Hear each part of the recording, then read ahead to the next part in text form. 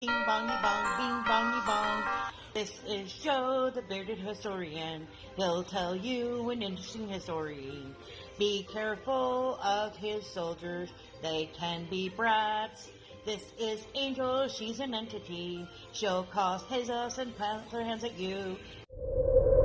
This is Sue, she likes spirits, not the alcohol. She's the reason this channel exists. This is David, he likes fire trucks. He's here occasionally. Bing bongy bong, bing bongy bong, bing bongy bong. We preserve his story. Happy hump day. Are you ready? Here we go. Alright, we need to do a shutout spin out. Are you ready? Here we go. You spin me right round, baby, right round, like a record player, right round, baby. Let's see, who's it going to be? It's going to be Ontario. Okay, we've got Ontario Ventures, memories to look back on, appreciate support, and thanks for watching. And then basically, basically a Canadian exploring, some mudbucking and four-wheeling. So if you're into that stuff, like, share, comment, have a good day. All right, ramble away, Mr. Bud. I ramble away. Whee! Tell them the history of something interesting. Well, we're going to look at dates tomorrow, or today, when the video is posted. 28th of June. If we want to have a date of something that occurred that was a little surprising. On this date in 1914, a Bosnian Serb student named Gavrilo Princip assassinated the Archduke Franz Ferdinand of Austria, heir presumptive to the Austro-Hungarian throne, and his wife, Sophie, the Duchess of Hohenberg, was also assassinated on the date. Shot at close range while driving through Sarajevo, the provincial capital of Bosnia-Herzegovina, formerly annexed by Austria-Hungary in 1908. Now, this event, as crazy and insane as it all went through, he was tried for high treason, sentenced 20 years, had used an FN 1910 semi-automatic handgun for the process. Now, interestingly enough, he did not act alone. Princip was part of a group of 6 Bosnian assassins, together with Muhammad Basic, Vaso Korovic, Negleto Kanarbic, Kavetko Popkic, and Trifeto Gakbic, coordinated by Danilo Ilic. All but one were Bosnian Serbs and members of a student revolutionary group that later became known as Young Bosnia. The political objective of this assassination was to free Bosnia and Herzegovina of Austrian-Hungarian rule and establish a common South Slav or Yugoslav state. The assassination precipitated the July crisis, which slowly led to the unraveling of peace in Europe and led to the start of World War I. Now, the assassination team was helped by a group known as the Black Hand, a Serbian secret nationalist group. Support came from Dragan Dimitric, chief of the military intelligence section of the Serbian General Staff, and as well as Major Vojislav Tankovic and Rade Mladić, a Serbian intelligence agent. Tankovic provided bombs and pistols to the assassins and trained them in their use. The assassins were given access to the same clandestine network of safe houses and agents that Mladić used for the infiltration of weapons and operatives into Austria-Hungary. Now, the assassins and key members of this clandestine network were tried in Sarajevo in October of 1914. In total, 25 people were indicted. All 6 assassins, including Metabasic, were under 20 at the time of the assassination, and while the group was dominated by Bosnian Serbs, 4 of the indictees were Bosnian Croats, and all of them were Austro-Hungarian citizens, none from Serbia. Princip was found guilty of murder and high treason. Too young to be executed, he was sentenced to 20 years in jail, while the 4 other attackers also received jail terms. 5 of the older prisoners were sentenced to be hanged. Now, Black Hand members were arrested and tried before a Serbian court in Srenica in 1917 on fabricated charges of high treason. The Black Hand was disbanded and 3 of its leaders were executed. Much of what is known about the assassinations comes from these 2 trials and the related records. Princip's legacy was reevaluated following the breakup of Yugoslavia, and the public opinion of him and the successor states is largely divided among ethnic lines. Now, under 1878's Treaty of Berlin, Austria-Hungary received the mandate to occupy and administer Ottoman Vilayet of Bosnia, while the Ottoman Empire remained official sovereignty. Under the same treaty, the great powers, Austria-Hungary, the United Kingdom, France, the German Empire, Italy, and the Russian Empire, gave official recognition to the Principality of Serbia as a fully sovereign state, which 4 years later transformed into a kingdom under Prince Milan IV Obrenović, who thus became King Milan I of Serbia. Now, Serbia's monarchs at the time of the royal house of Obrenović had maintained close relations with Austria-Hungary, were content to reign within the borders set by the treaty. That changed in May of 1903 when the Royal Serbian Army officers, led by Dragotin Đurđević, stormed the Serbian royal palace. After a fierce battle in the dark, the attackers captured General Laza Petrović, head of the palace guard, and forced him to reveal the hiding place of King Alexander I and his wife Queen Draga. The king was subsequently shot 30 times and the queen 18. Either they really wanted to make sure they got him, or they were using him for target practice. Target practice. Mackenzie writes that the royal corpses were then stripped and brutally sabred. The attackers threw the corpses of King Alexander and Queen Draga out the palace window, ending the threat that loyalists would mount a counterattack. General Petrović was then killed, while Vasilij Tancilić organized the murders of the Queen Draga's brothers.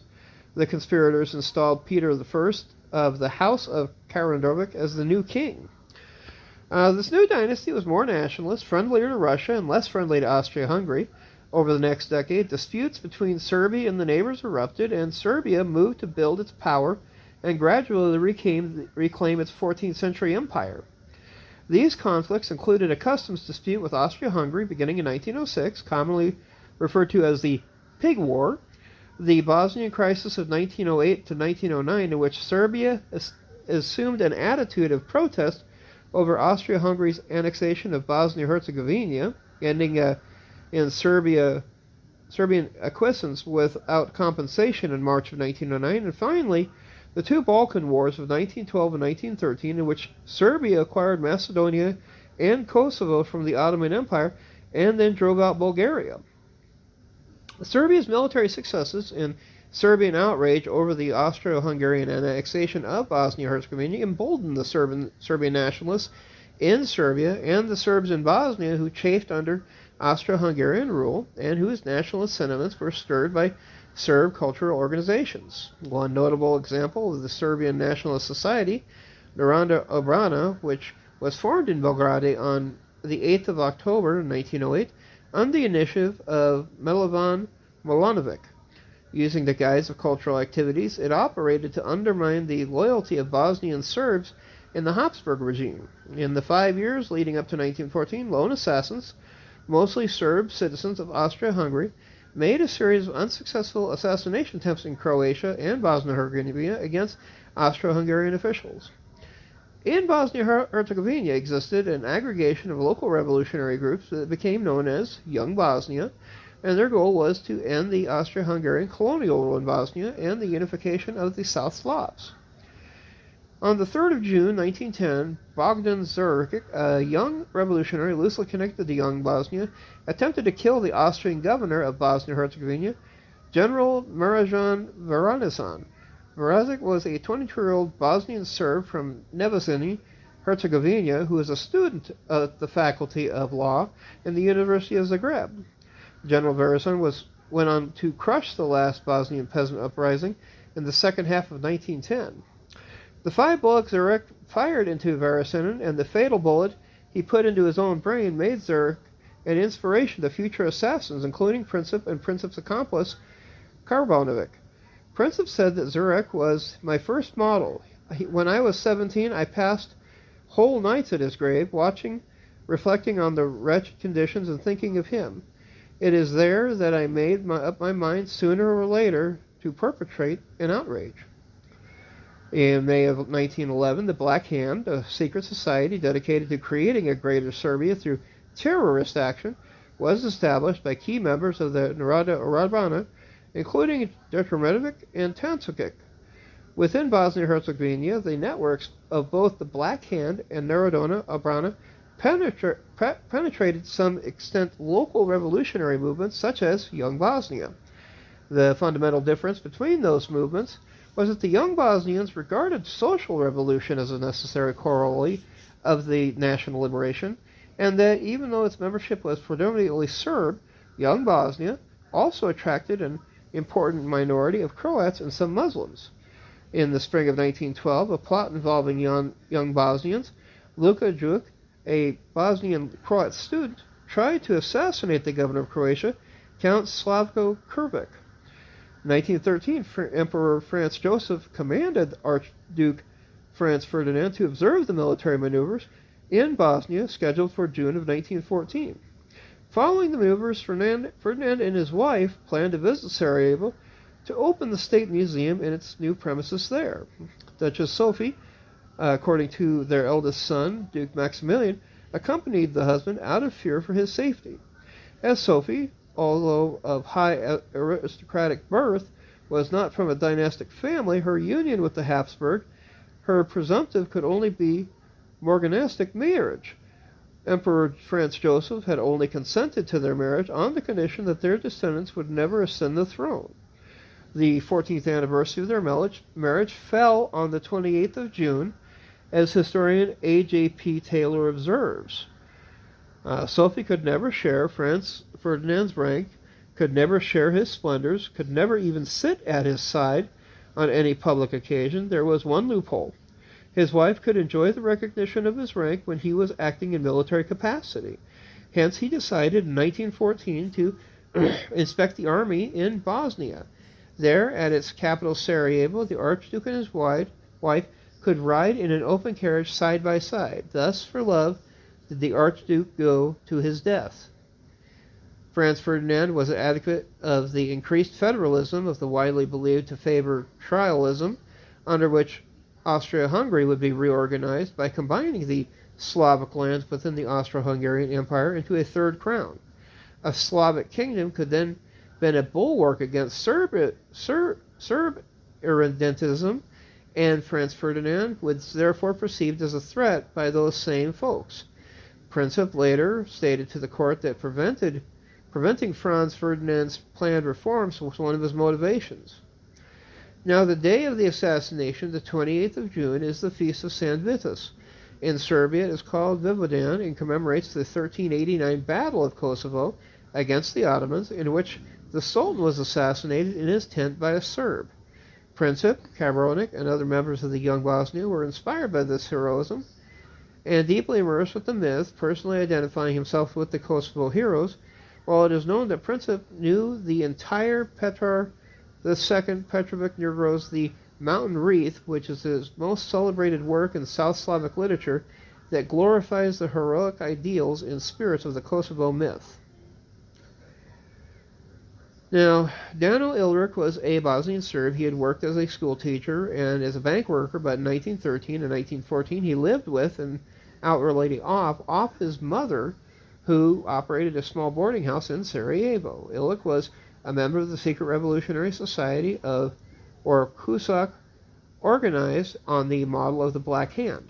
According to Serbian Colonel C.A. Popovic, a captain at the time and member of the Black Hand, in late 1913, Daniel Illich came to the Serbian listing post at Ulci to speak with him.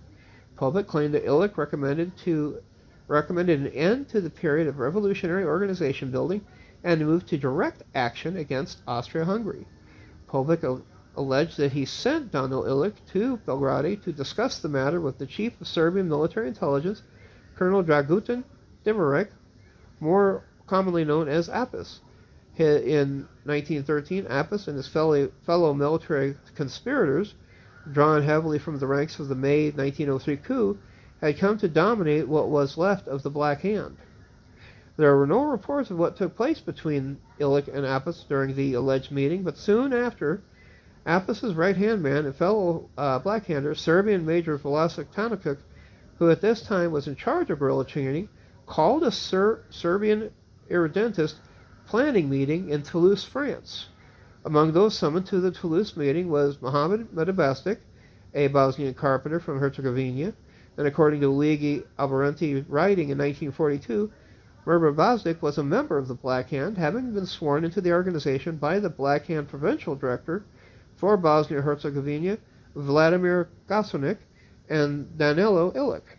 Medabastic, he was, here quoting Alberenti's paraphrasing Medabastic, eager to carry out an act of terrorism to revive the revolutionary spirit of Bosnia.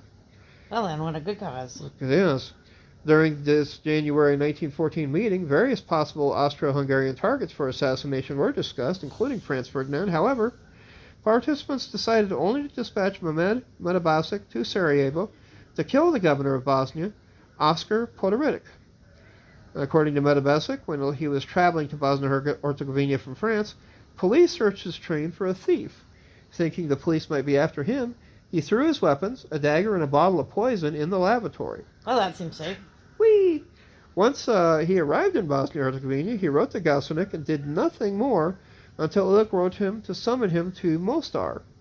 On the 26th of March, 1914, Ilic informed Medabastic that Belgrade, meaning the Black Hand, thought that an attack on Franz Ferdinand instead of Podoritic would be far more important and that they would support it.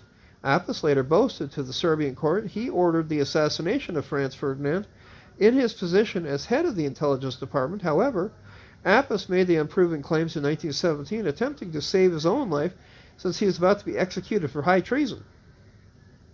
Well then. Yeah.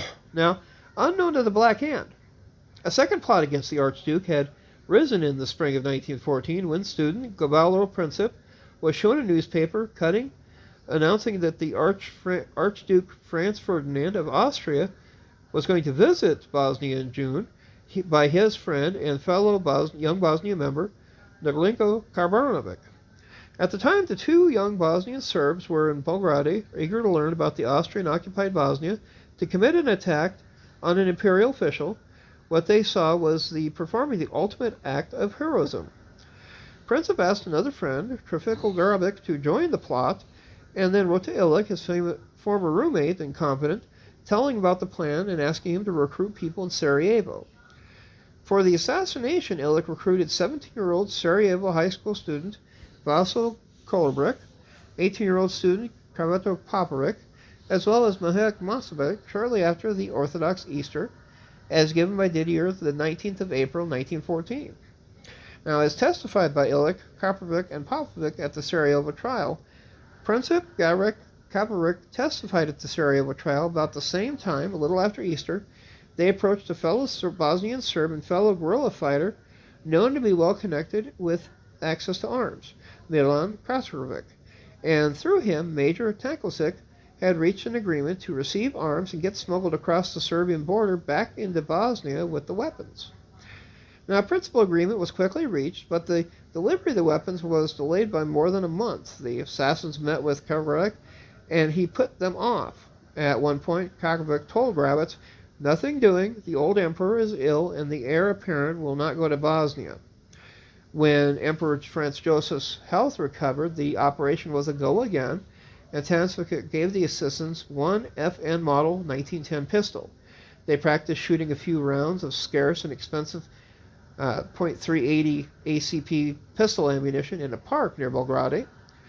The rest of the weapons were finally delivered on the 26th of May, and the three assassins from Belgrade testified that Major Tankosic, directly and through Konovanik, not only provided 6 hand grenades and 4 new Browning FN Model 1910 automatic pistols with more ACP ammunition, but also money, suicide pills, training, a special map of the location of the gendarmes marked, knowledge of the contracts on a clandestine tunnel used to infiltrate agents and arms into Austria-Hungary, and a small card authorizing the use of that tunnel.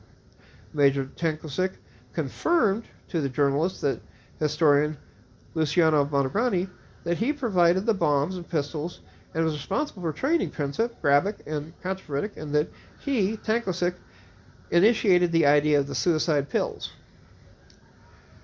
Now, Princip, Gracek, and Kabanik left Burgadi by boat on the 28th of May and traveled along the Sava River to Sabac, where they handed a small card to Captain Popovic of the Serbian border guard. Popovic, in turn, provided them with a letter to the Serbian captain, Pravanik, and filled out a form with the names of the 3 customs officials whose identities they could assume and thereby receive discounted train tickets for the ride to Lozanka, a small border town.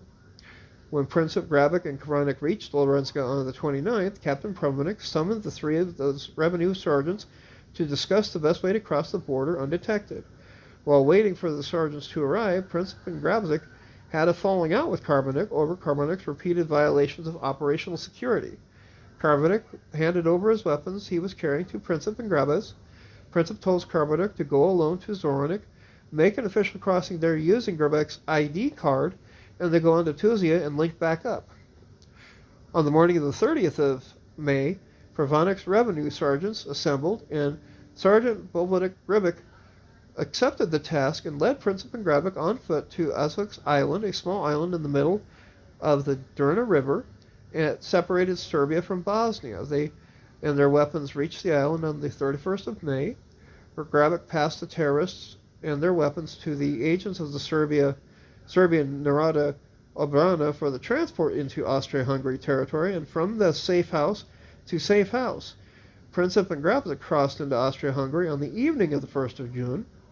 Princip and Grabic and the weapons were passed from agent to agent until the 3rd of June, when they arrived in Tuzla. They left the weapons in the hands of the Narodna Obrana agent Mesodronovic and rejoined Kabaronik. Now, the Narodna Obrana agents reported that their activities to the president, Bozo Jankovic, who in turn reported it to the Serbian caretaker prime minister, Nikola Pasic. The report to Pasic added to the name of new military conspirator, Serbian Major Kosta Todoranic, Boundary Commissioner and Director of Serbian Military Intelligence Services for the front line from Rada to Lubonka. Pasic's handwritten notes from the briefing, estimated by Didier to have taken place on the 5th of June, included the nickname of one of the assassins, Trifko, and the name of the Major, Tanosic.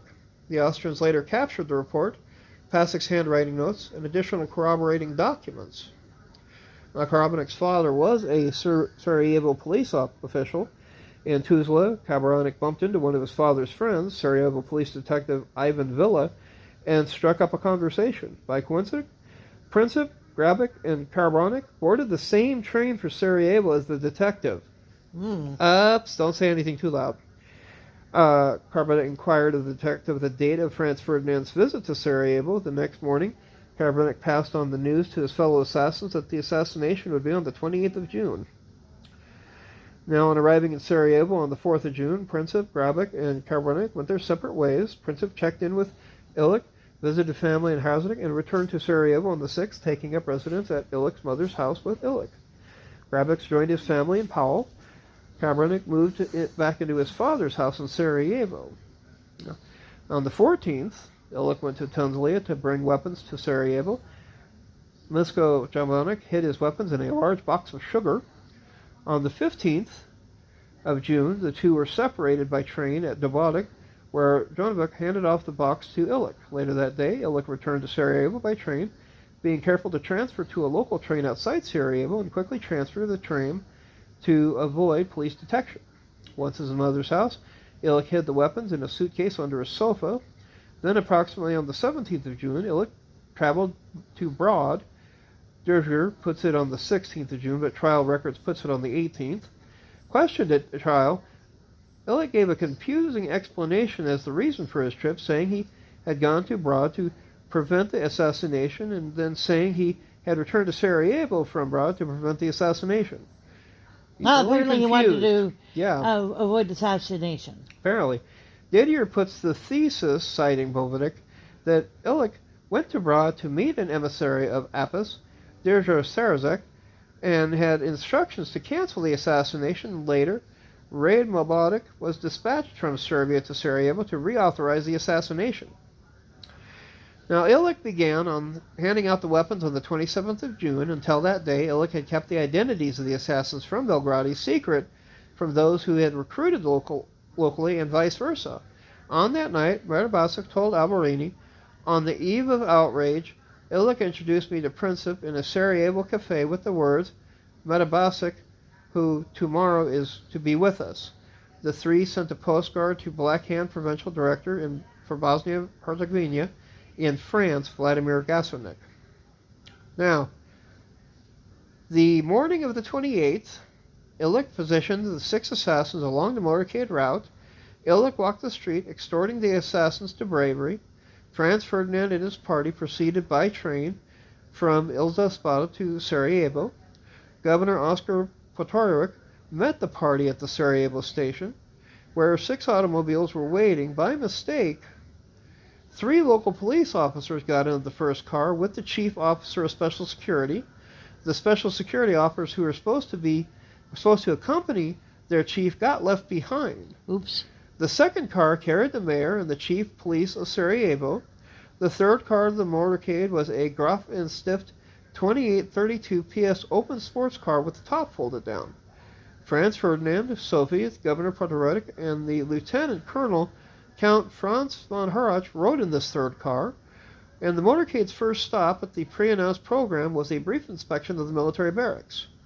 According to the program, at 10 a.m., the motorcade was to leave the barracks for the town hall by the way of the Apple Quay. Security arrangements within Sarajevo were limited. The local military commander, General Michael von Appel, proposed that troops line the intended route, but was told this would offend the local citizenry. Protection for the visiting party was accordingly left to the Sarajevo police, whom only about 60 were on duty on the Sunday of the visit. Now, the motorcade first passed the first assassin, Metabacic. Daniel Illich had placed him in the front of the guard of the Mostar Cafe, armed with a bomb. Metabacic failed to act. Illich had placed Vasar Korbek next to Metabacic, arming him with a pistol and a bomb. He, too, failed to act. Further along the route, Illich had placed Nedareno Kanabranek on the opposite side of the street of the Malacca River, arming him with a bomb. At 10:10, Franz Ferdinand's car approached, and Karabanek threw his bomb. The bomb bounced off the folded back of the convertible cover into the street. The bomb time detonator caused it to explode under the next car, putting that car out of action and leaving a 1-foot diameter crater and wounding 16 to 20 people. Karabanek swallowed a cyanide pill and jumped into the river. Karbanek's suicide attempt failed, and the old cyanide only induced vomiting, and Melik was only 13 centimeters deep due to the dry, hot summer. Police dragged him out of the river, and he was severely beaten by the crowd before being taken into custody. What? Now, the procession sped away towards Town Hall, leaving the disabled car behind. Savitko Popik, Gravalo Princip, and Trufan Grabitz failed to act as the motorcade passed by them at high speed. Now, arriving at the Town Hall for a scheduled reception, Franz Ferdinand showed signs of stress, interrupting a prepared speech of welcome by Mayor Friedhelm Kurik to protest, "Mr. Mayor, I came here on a visit and I'm greeted with bombs. It is outrageous." Duchess Sophie then whispered to Franz Ferdinand's ear, and after a pause, Franz Ferdinand said to the mayor, "Now you may speak." He then became calm, and the mayor gave his speech. Franz Ferdinand had his wait, as his own speech, still wet with blood from being in the damaged car, was brought to him. To the prepared text, he added a few remarks about the day's events, thanking the people of Sarajevo for their ovations, as I see them as an expression of their joy at the failure of the attempt at assassination. Officials and members of the Archduke's party discussed what to do next. The Archduke's chamberlain, Baron Rimmerskirch, proposed that the couple remain at the town hall until troops could be brought in into the city to line the streets. Governor General Oskar Proteric vetoed this suggestion on the grounds the soldiers coming straight into maneuvers would not have to dress uniforms appropriate for such duties. Do you think that Sarajevo was full of assassins, he concluded? Yes. Franz Ferdinand and Sophie gave up their planned program in favor of visiting the wounded from the bombing at the hospital. Kurt Harmack took up position at the left-hand running board of Franz Ferdinand's car to protect the Archduke from any assault from the riverside of the street. This was confirmed by photographs of the scene taken at the town hall. At 10:45, Franz Ferdinand and Sophie got back into the motorcade, once again in the third car.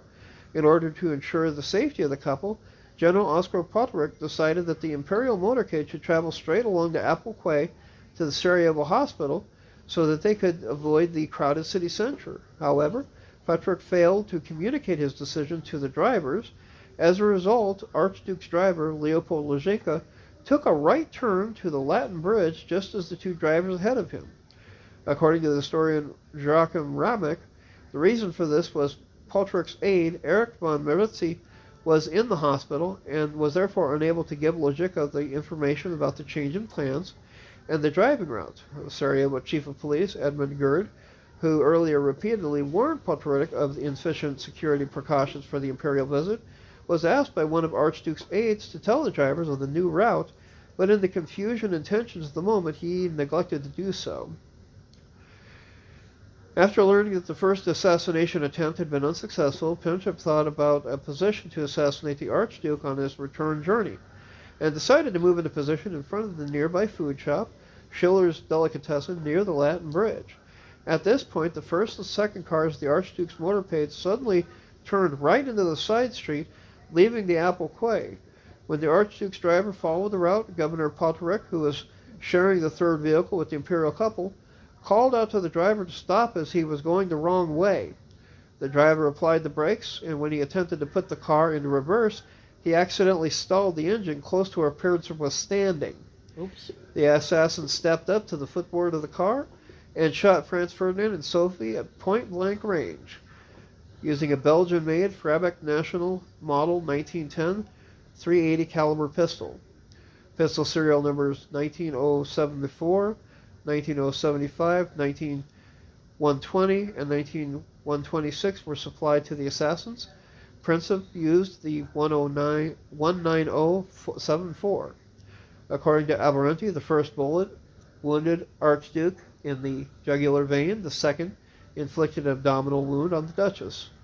Princip tried to shoot himself, but was immediately seized and arrested. And after the sentencing, Princip stated that his intention had been to kill Governor Potterick rather than Sophie. After being shot, Sophie immediately fell unconscious and collapsed onto Franz Ferdinand's legs. The Archduke too lost consciousness while being driven to the governor's residence for medical treatment. As reported by Count Harrach, Franz Ferdinand's last words were, "Sophie, Sophie, don't die, live for our children," followed by 6 or 7 utterances of "it is nothing" in response to Harrach's inquiry of Franz Ferdinand's injury. These utterances were followed by a violent choking sound caused by a hemorrhage. Oops. The imperial couple were reported dead at 11:30 a.m. on the 28th of June, 1914. Shortly after that, a lot of, you might want to say, pieces in Europe started going into play as Serbia tried to figure out, how to make amends on this whole action, how the Bosnian situation in the Balkans was going to resolve itself. And all of a sudden, peace treaties that had been written, decades earlier came into play. And next thing we knew, World War I was bloodily underway with the German Empire, the Russian Empire, France, England, and a bunch of Balkan states duking it out. But anyway, that's our little touch into history. Hope you had a good one, and we'll see you next week.